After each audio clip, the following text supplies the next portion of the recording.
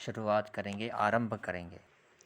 अन्ये च बहवः शूराः मदर्थे त्यक्तजीविताः नानाशस्त्रप्रहरणा सर्वे युद्ध विशारदा। गीता के पहले अध्याय का 9वां श्लोक। इसमें दुर्योधन कह रहा है कि इनके अतिरिक्त बहुत से शूरवीर हैं जिन्होंने मेरे लिए अपने जीने की इच्छा का भी त्याग कर दिया है, और जो अनेक प्रकार के अस्त्र शस्त्रों के चलाने वाले हैं तथा जो सब के सब युद्ध कला में अत्यंत चतुर हैं।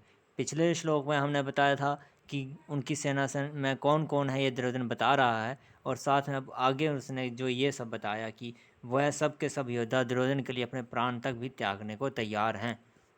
इस प्रकार से ये 9वां श्लोक पहले अध्याय का पूरा हुआ। अब हम 10वें श्लोक की ओर बढ़ेंगे।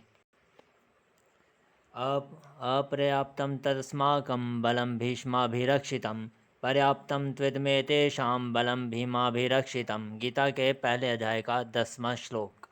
इसमें द्रोणाचार्य को चुप देखकर दुर्योधन के मन में विचार हुआ कि क्या विचार हुआ कि वास्तव में हमारी वह सेना पांडवों पर विजय करने में अपर्याप्त असमर्थ है, क्योंकि उसके संरक्षक उभय पक्षपाती भीष्म है, परंतु इन पांडवों की ये सेना हम पर विजय प्राप्त करने में समर्थ है, क्योंकि इसके संरक्षक निज सेना पक्षपाती भीमसेन है।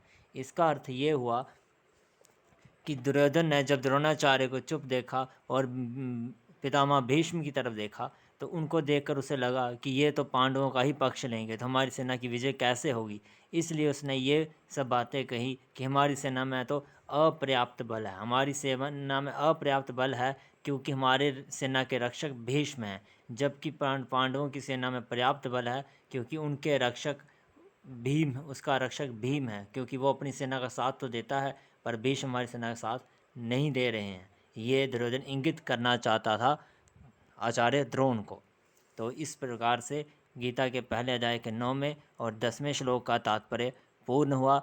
अगले श्लोक हम अगली वीडियो में श्रवण करेंगे। राधे श्याम।